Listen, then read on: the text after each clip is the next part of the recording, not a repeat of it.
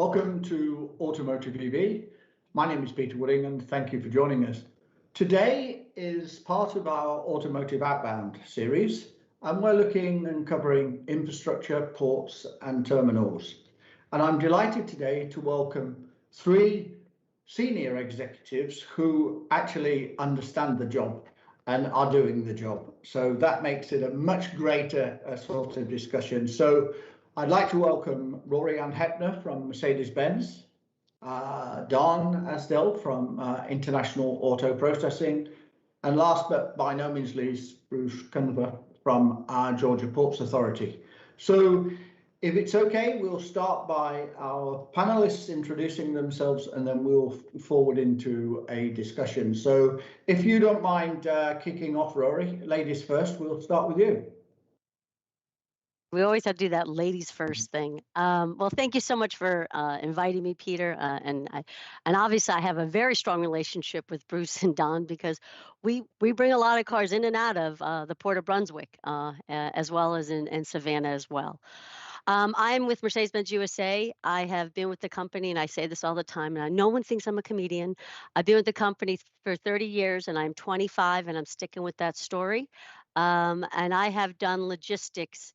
I've been in many roles at Mercedes-Benz, all on the operations side, the sales sides, and I've been in finished vehicle logistics, running our VPCs and running our operations out of our only plant in the United States for passenger car, which is our SUVs, and it's in Alabama. So I'm responsible for moving all these cars, both imported into the country for us to sell to our dealers, as well as MBUSA now owns all the cars that we're exporting out of the United States from Alabama. So it's a global type of supply chain that I have the opportunity and privilege to deal with, and I have the great opportunity to work with Bruce and Don as we navigate through some of the challenges we've been having over the last 2 years. We always say it's something, this will never happen again. We always have, every year there's something new. So it continues to be something new this year. So thank you for having me. Thank you, Rory. Don?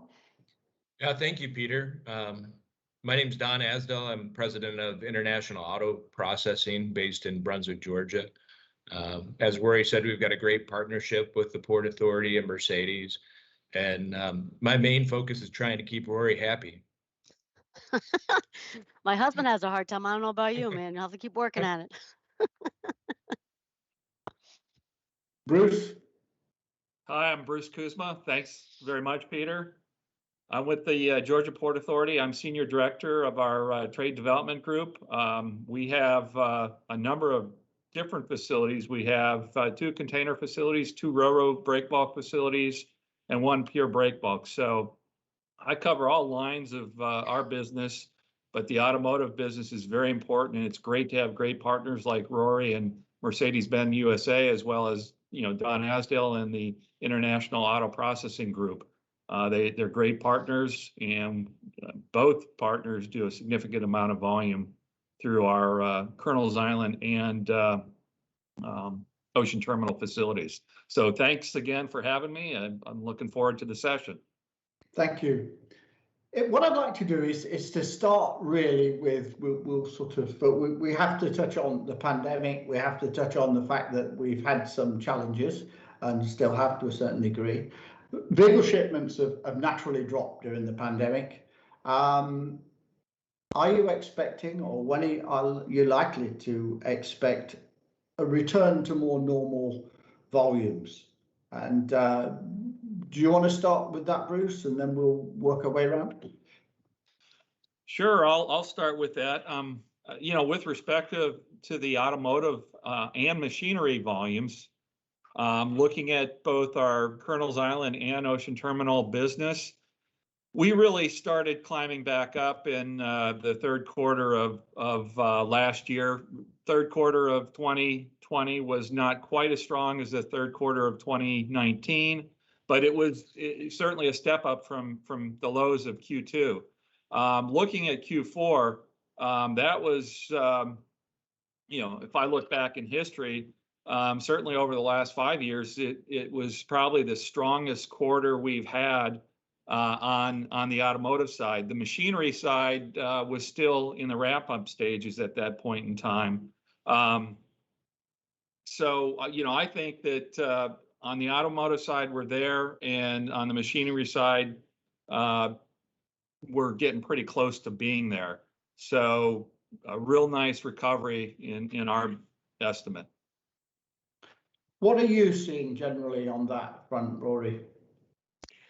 From an industry standpoint, I think you hear about all the different challenges the manufacturers have been having this past year.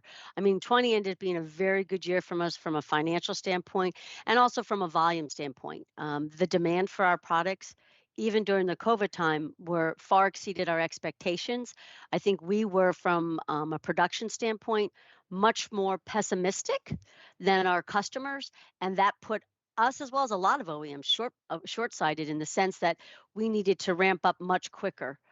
We probably didn't need to cut back as much as we did, and that caused us some challenges in not being able to take advantage as well as we wanted to of the demand for our products in 2021, the same thing. We started off very robust, but we are having challenges. There's things from a supplier standpoint that is impacting us. We came out with a plan for this year that we're optimistic was going to be one of our best years. From Mercedes-Benz USA standpoint, globally, I'm not as privy to the overall numbers outside the United States. But once again, just like you saw with the other manufacturers within the United States, there are supply issues, and that is impacting what we're able to do from a production standpoint. From my standpoint, that causes issues. It causes issues whether you're holding cars because they're not quite ready to go out, whether you're also reducing production.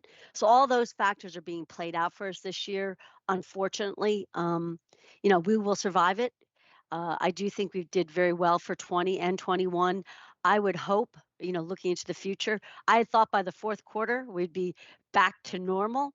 I'm still optimistic, but I'm being cautious that we won't have so many issues from a supply chain standpoint, from the time we build the cars until we're able to deliver them. But time will tell. We're ready for anything. From your side, Don? Yeah, so Peter, we've seen very strong volume with arrivals in 2020. We really only had 2 months that we were significantly impacted by lower volumes. 2021 is looking like it's going to be a record year for us. We're up 10 to 15% with arrivals compared to last year, and we should surpass 500,000 arrivals, which is going to be a record for us. We've seen record months.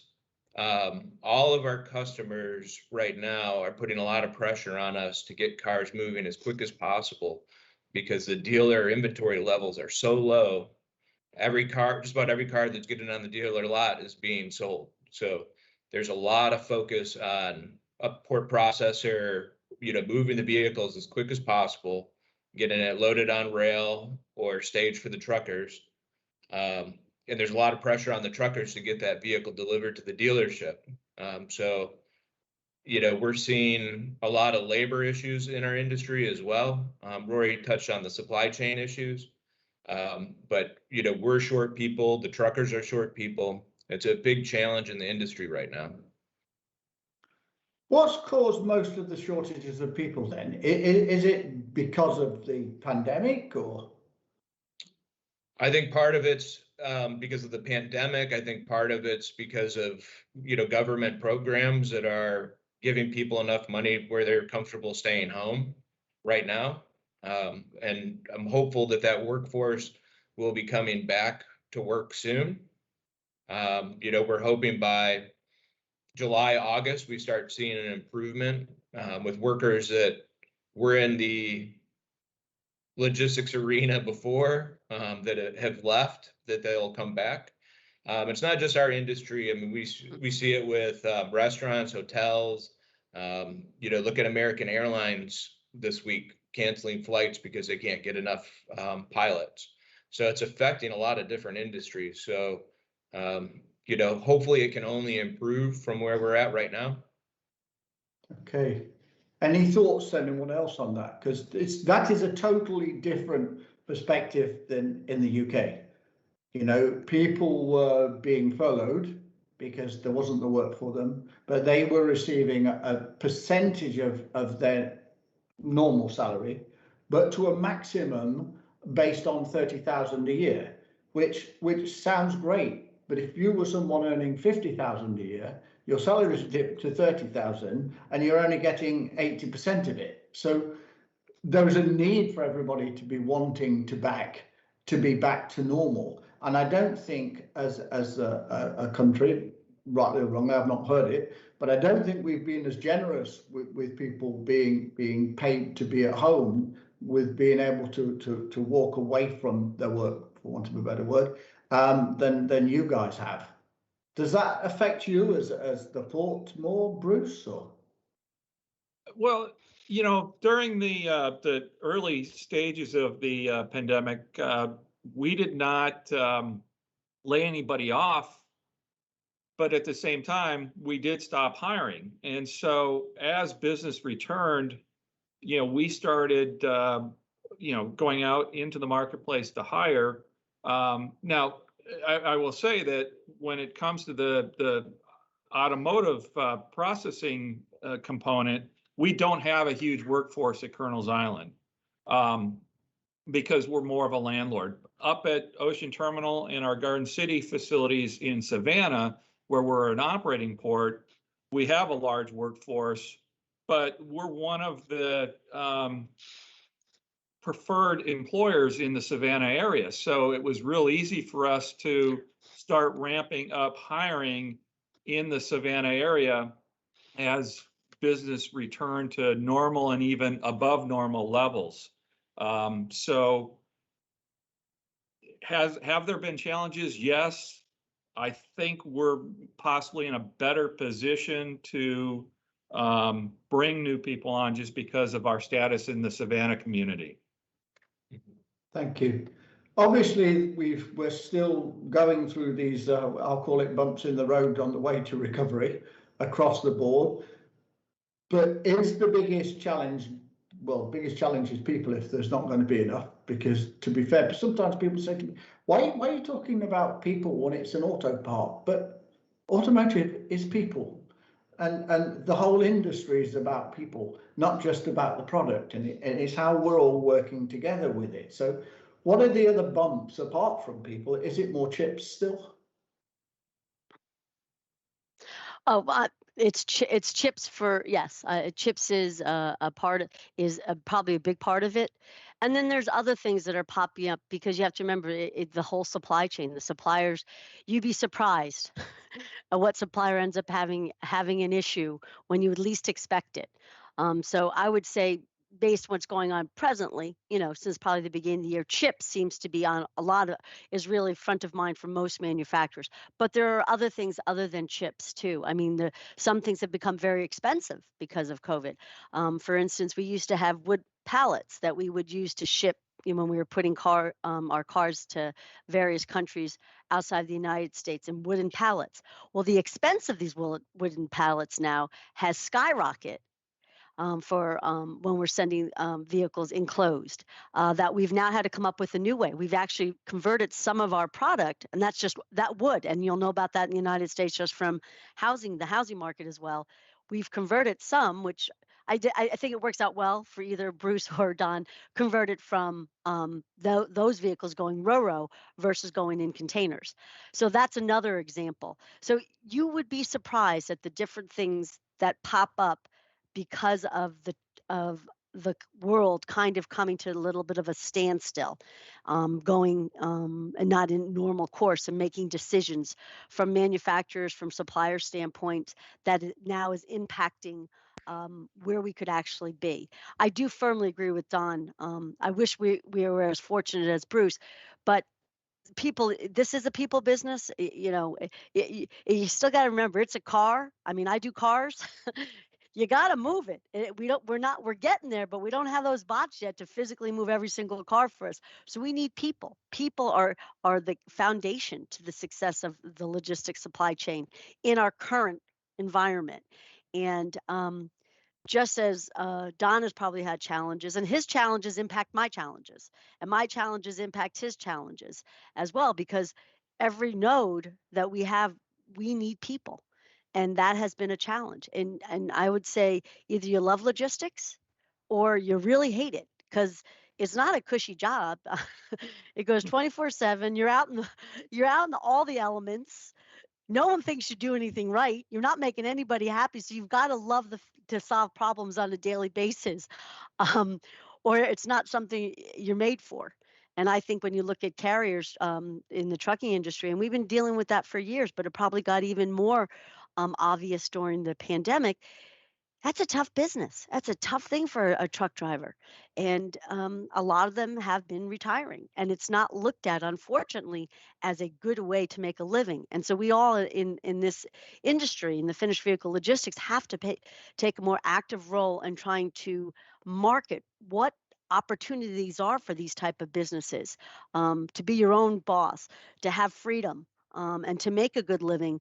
But it's not easy. So you know what I mean? There's people out there that we need to find to help us restore. So I think that happened before the pandemic, and I think it's just gotten a little more challenging with us for rail loaders as well as with finding carriers because of the mindset. So Don, how do you go about sort of instigating what you need to do in terms of people? Well, part of it, Peter, is recruiting. Part of it's compensation, trying to make sure that you have a good compensation package for the employee, that you're going to be able to attract them. Rory touched on it. One of the hardest things is the environmental factors of working in the port. So it's in coastal Georgia. It's hot. It's humid.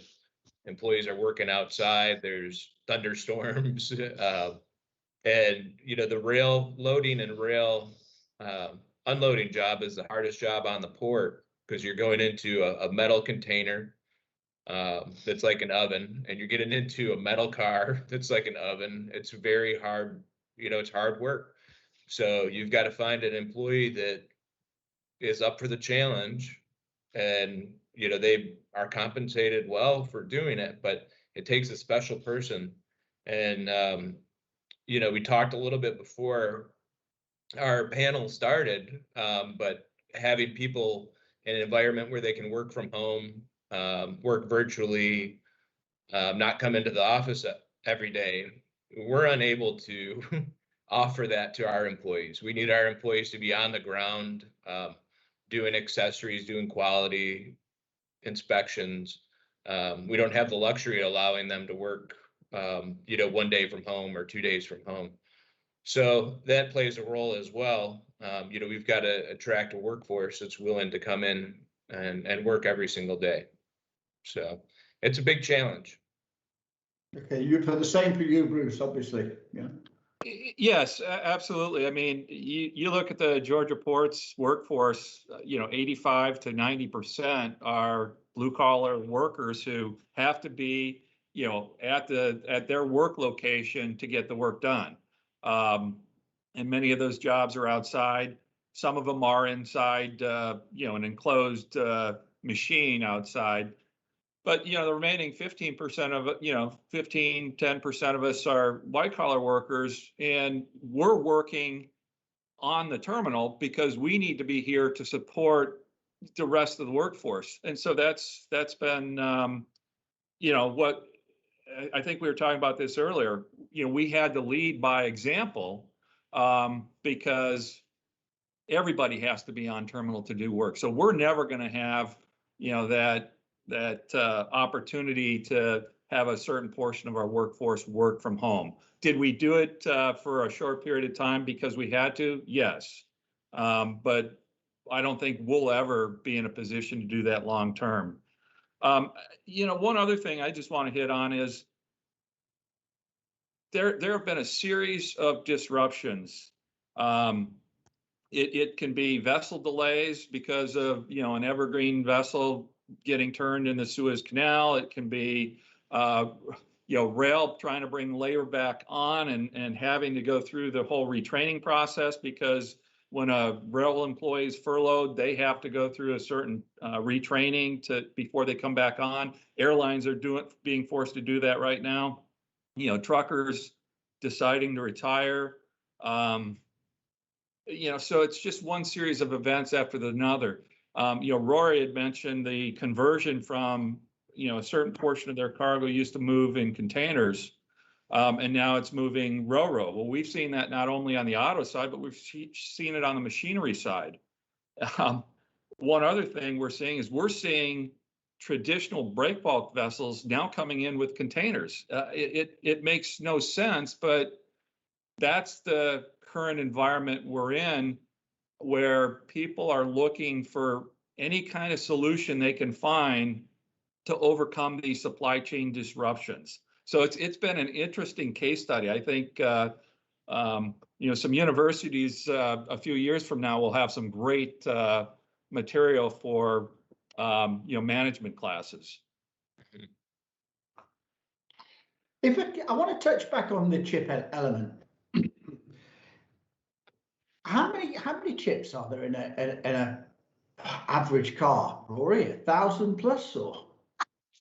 I am you really clueless. I only know about the chips we don't have. So I don't know how many ones we do have. I apologize. I am not an engineer. I just move them. So I can't answer how many chips there are. I can tell you right now, sometimes it feels there's too many since we seem to have shortages, but no, I can't tell you. And it's very interesting because remember, chips are I know this much about chips. I mean, they're in so many things. They're not just in cars. That's what I mean. You have to understand we are not the big player in the chip market. So that's very unusual for for an OEM not to be calling the shots. Do you know what I mean? We're just one of the customers. And that, I think that's a mindset. I'm not in purchasing, but I think that's a mindset that needs to be, you need to recognize that. So some of your strategies, maybe you're not such good strategies. You know what I mean? You're not the only thing in town, man. You have to learn how to recognize that from that standpoint. And then just like we had one chip maker that had a fire, and that stuff happens all the time. It happens all the time, which causes a disruption. So that is another issue that OEMs face. That's what we've faced with one of our big chip suppliers. They had a fire, and they have to get back in business, and that will disrupt the supply chain. Yeah.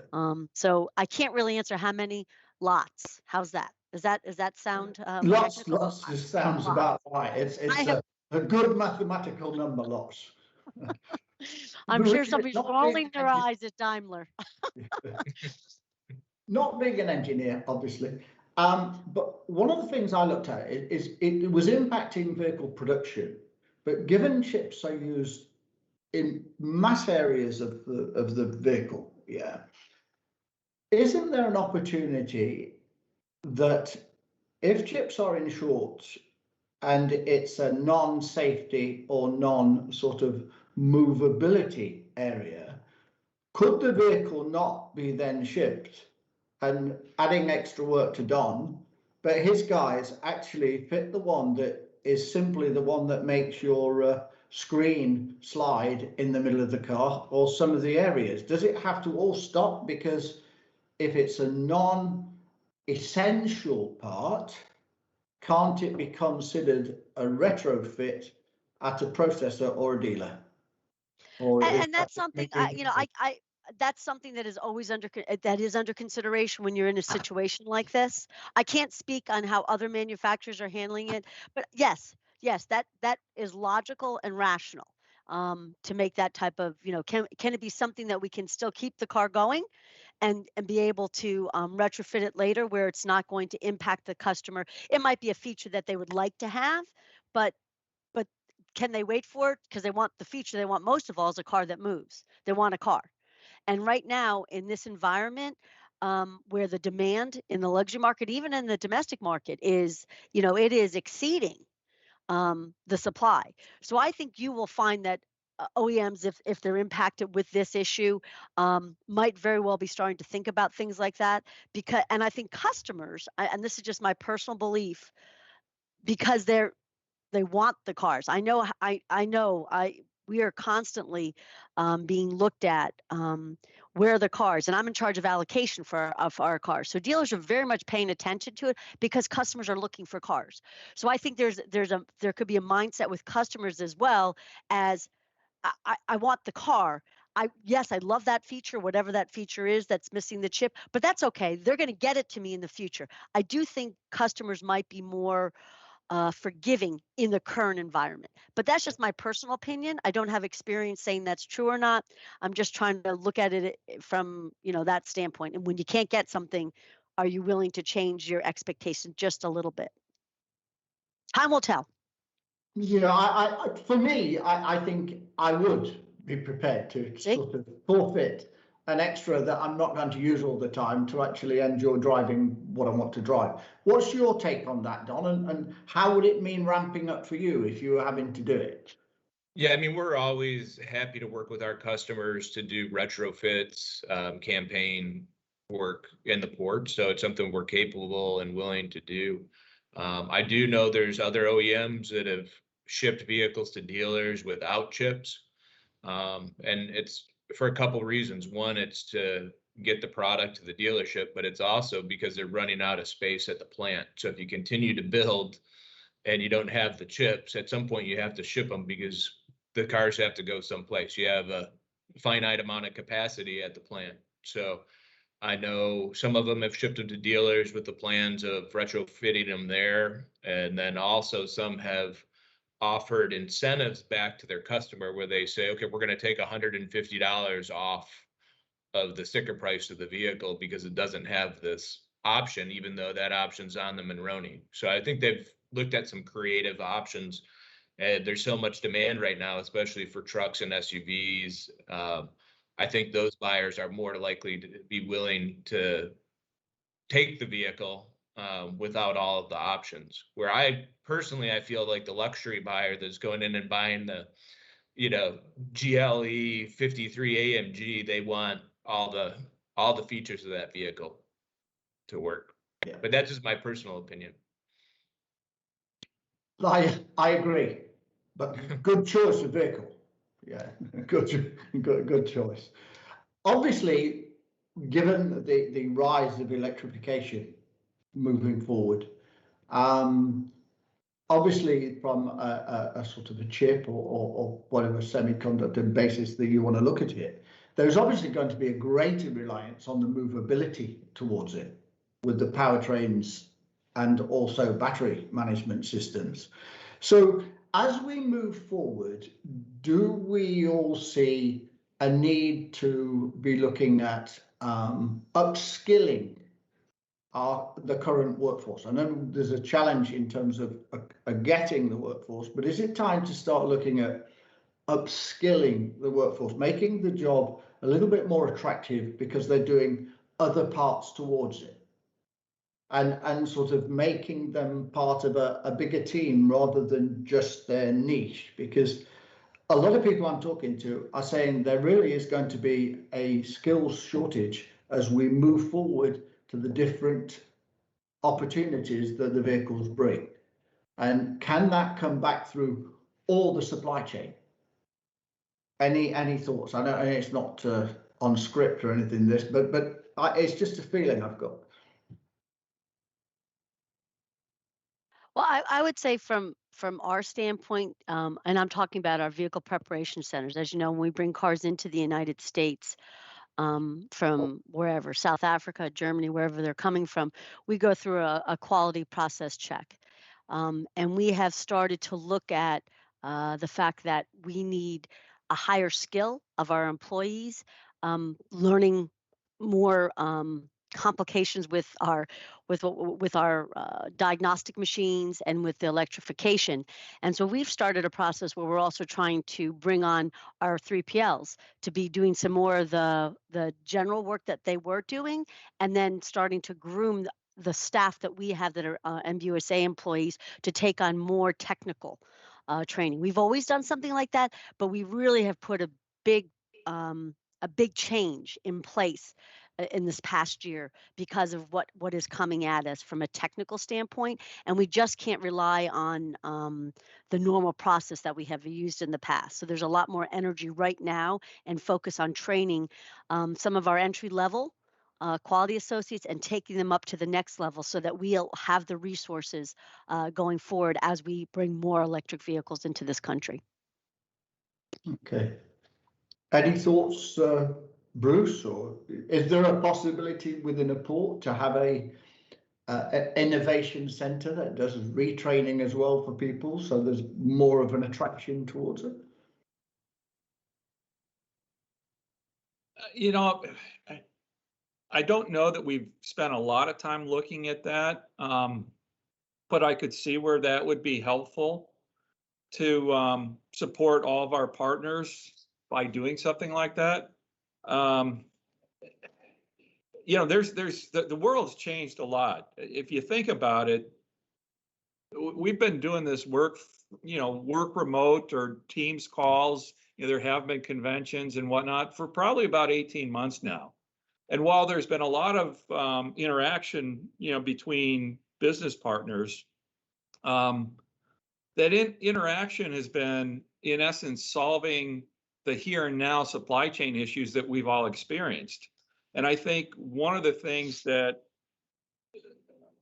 I'm hopeful we'll get back to is beginning to talk about the future and the things that need to change as we go forward.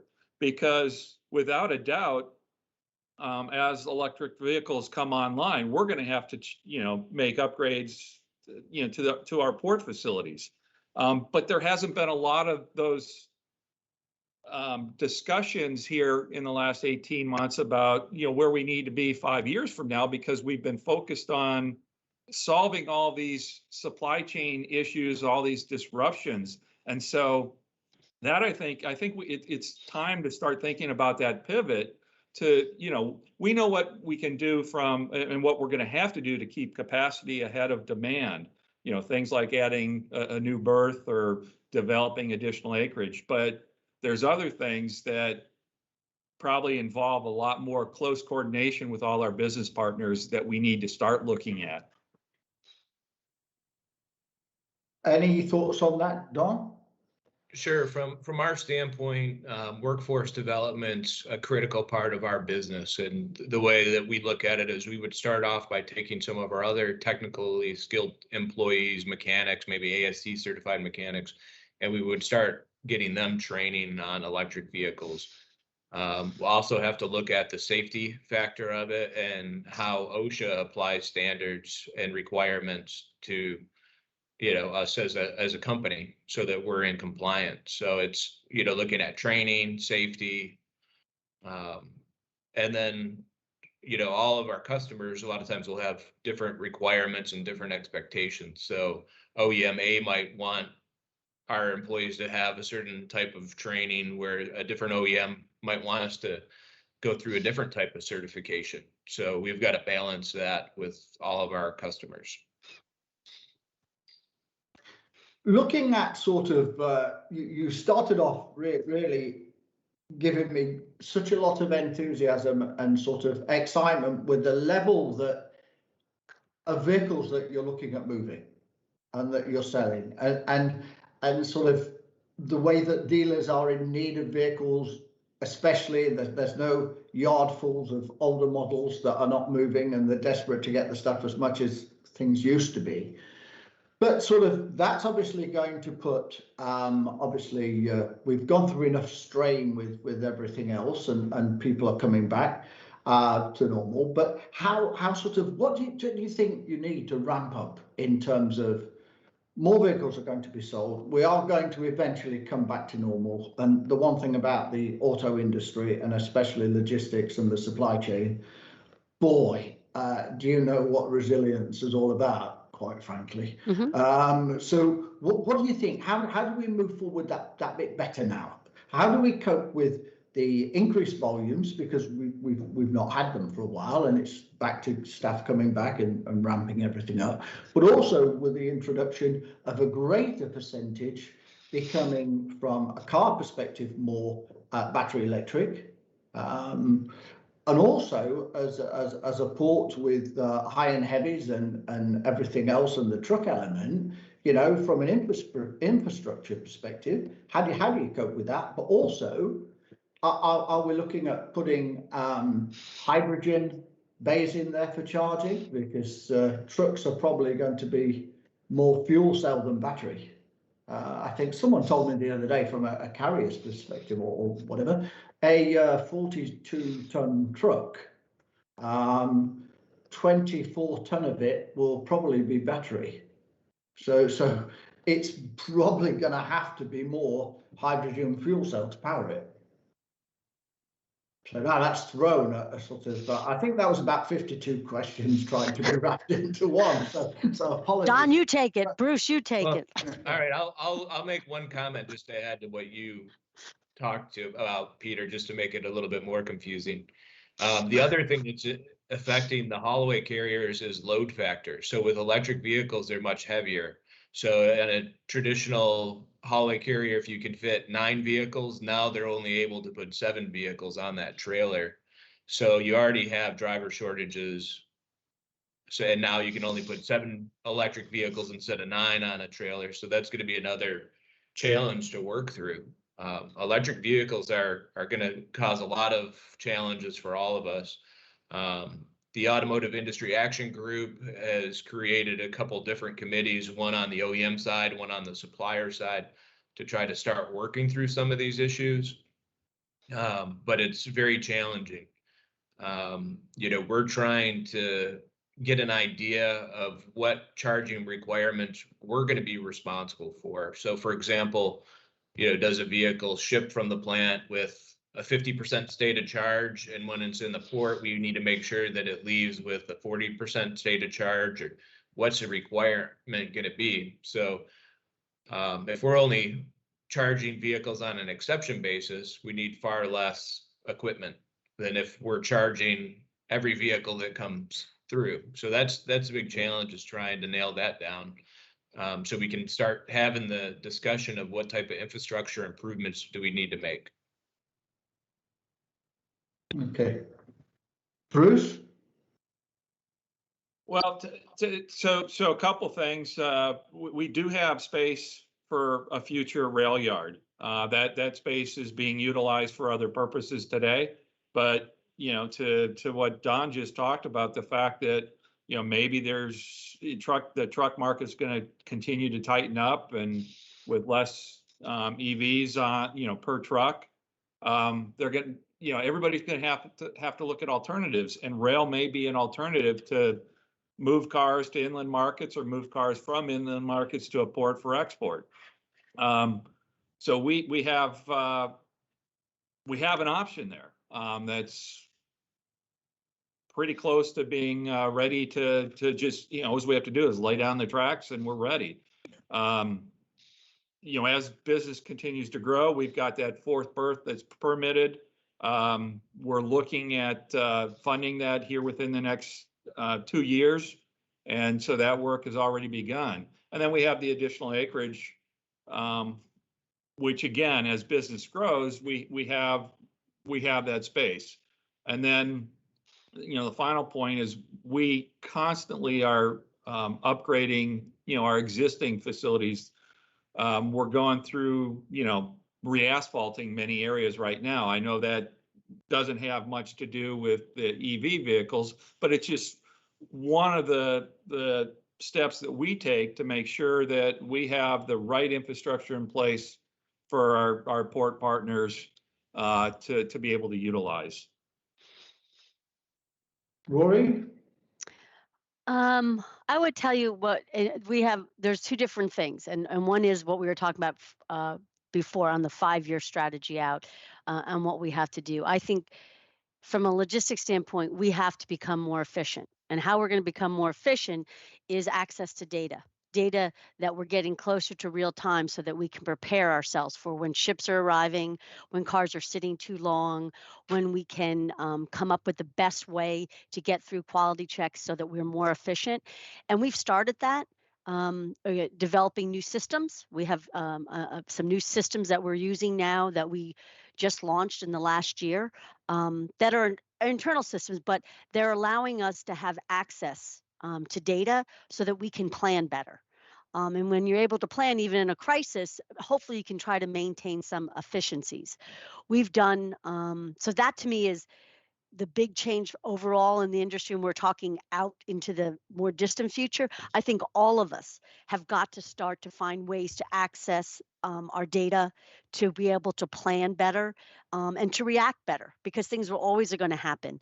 And some of the issues that we're dealing with that can be automated need to be automated, and bots have to become more significant in what I see from a finished vehicle standpoint. I know it's much more prevalent from a part standpoint, but for us in my world right now, it is not as prevalent, and we're just starting. We're dabbling on a couple different things to help us become more efficient.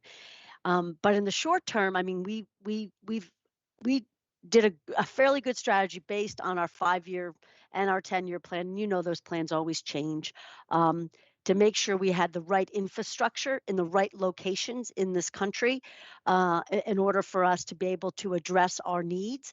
We already started with the infrastructure relative to electrification, and it's still, you know, I will tell you, even though we have a plan and we're taking action necessary to support electric vehicles, we're guessing, hopefully educated guesses on whether or not we're developing enough infrastructure at the present moment. And that to me is somewhat of our concern. In Vance, where we expanded there, we separated a yard off of the plant property, which it gives them more capacity, because that's going to become the center for us relative to EQ SUVs.